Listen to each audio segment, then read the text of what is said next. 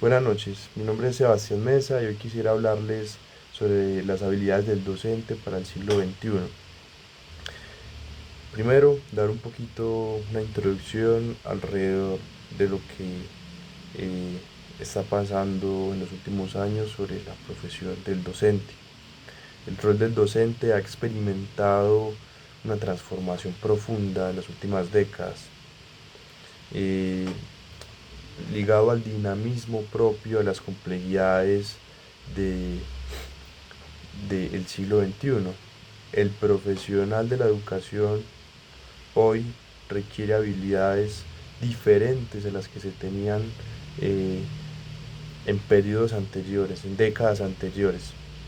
¿Para qué? Para así tener una formación y un aprendizaje integral en donde los estudiantes se equipen con habilidades necesarias eh, y que puedan enfrentar eh, las complejidades de un mundo cada vez más globalizado, con dinámicas sociales adversas, con un modelo neoliberal que, que ha triunfado, entre comillas, y en ese sentido eh, la educación se ha visto, se ha pensado más desde un plano eh, de la mera transmisión de la información, y en ese sentido el docente también se ha vuelto un facilitador, se ha vuelto un mero instructor, un mero guía, un mero orientador, y no fomenta las competencias necesarias que requiere un estudiante crítico, abierto, participativo, que cuestione la realidad, que sea propositivo, y esto independientemente del área en donde, en donde enseñe el docente, ¿cierto? Independientemente si es de ciencias naturales, si es de sociales, si es de filosofía, si es de matemáticas, si es de tecnología, etcétera. El docente ante todo debe ser un docente crítico y comprometido con la realidad social, y debe tener en cuenta las habilidades que se exigen en el siglo XXI. ¿Cuál es la principal habilidad que quiero destacar en este video? El pensamiento crítico y creativo. El docente debe partir de esta base y fomentar eso desde el aula de clase. Si el docente no fomenta esto desde el aula de clase, los estudiantes son meros receptores del conocimiento y no saben cómo ligarlo a lo social. Simplemente lo reproducen, simplemente adquieren una tecnificación, una cualificación sin un componente crítico, y esto finalmente lo que hace es reproducir malestares que abundan en la sociedad.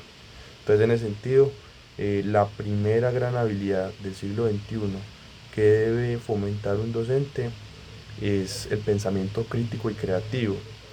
Otra habilidad, por supuesto, va muy ligado a lo que se conoce como las TICs o las competencias digitales, que suponen un reto sobre todo para los docentes que provienen de generaciones anteriores. Los docentes que apenas vienen realizando su labor, que apenas vienen ejerciendo esta tarea hermosa, esta tarea vocacional, digamos que ya tienen un poco más de conocimiento al respecto, pero es esencial que el docente se adapte a esas necesidades, porque el estudiante de ahora está muy ligado a lo tecnológico. La comunicación también parte de ese conocimiento digital. Las redes sociales en ese sentido son, aunque no queramos, en muchos casos, se convierten en un aliado para que el proceso de enseñanza sea mucho más significativo. Entonces, algo a tener en cuenta dentro de las habilidades, además del pensamiento crítico y el pensamiento creativo, son las competencias digitales, las TICs, muy necesarias para lo que es la labor docente en el siglo XXI. Ahora, un componente que apenas está cogiendo mucha fuerza últimamente en las escuelas, en las instituciones educativas, es la inteligencia emocional. Es muy necesario poder gestionar y reconocer las propias emociones, así como las de los demás. Si yo no sé gestionar mis emociones, si yo no sé regularme ante el mar de dudas, ante la incertidumbre, ante la rabia, ante la impotencia que muchas veces yo pueda tener dentro del aula de clase, ¿cómo es posible que yo le pueda ofrecer un conocimiento, unos valores a los estudiantes? No es posible, ¿cierto? Entonces, primero regularlas como docente desde mis funciones para luego poder gestionarlas de los demás, desde el niño que pelea con la niña, desde las situaciones problemáticas que comúnmente se presentan en un aula de clase, que son pan de cada día.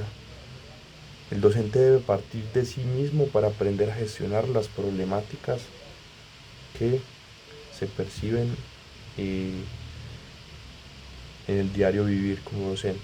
Entonces, ya van tres habilidades que destaco para el docente del siglo XXI: pensamiento crítico y creativo, las competencias digitales y la inteligencia emocional. Ahora, la siguiente, la siguiente habilidad no es algo propio del siglo XXI, pues el docente constantemente ha hecho de esta habilidad algo propio, y es la capacidad de adaptarse y de flexibilizarse en su práctica acorde a su contexto. Y es que si el docente no parte primero de la realidad, no parte primero de la práctica, no hace su labor docente de manera efectiva. Si yo me baso acorde a lo que me muestra la práctica, yo me baso acorde a lo que me muestra la realidad. Partir primero de la práctica para luego planear, para luego saber cómo puedo adaptar un conocimiento acorde a un contexto adverso, acorde a un contexto donde los estudiantes pueden ser numerosos, donde quizás esta metodología no les guste, pero quizás está así. Entonces yo debo primero leer el contexto, debo adaptarme a ese contexto y de esa manera ofrecer mis conocimientos, ofrecer mi cualificación desde lo que me ofrecen también los estudiantes, ¿cierto? Yo no puedo llegar a imponer un conocimiento eh, de manera obligatoria, desde un modelo tradicional, desde formas arcaicas de metodologías que ya los jóvenes no ven de buena manera, sino que debo transitar hacia los nuevos contextos, hacia los nuevos desafíos que me ofrece la realidad. Y en ese sentido es muy pertinente que el docente se siga reactualizando en sus conocimientos, que un docente que se queda estancado en lo que aprendió ayer, en su proceso educativo, en la licenciatura, en la maestría, en lo que sea, y no se reactualiza a las necesidades propias que me va ofreciendo la realidad, es un docente que finalmente va a tener muchas problemáticas en su labor. Es necesario reactualizarse en conocimientos, en pedagogía, en metodologías, en formas de enseñanza, en didáctica. Si un docente no se reactualiza constantemente, Paulo Freire, por ejemplo, decía que el docente se queda estancado, que no quiere aprender más, y pues no hay mejor forma de aprender que el mero contexto que me está ofreciendo nuevas posibilidades.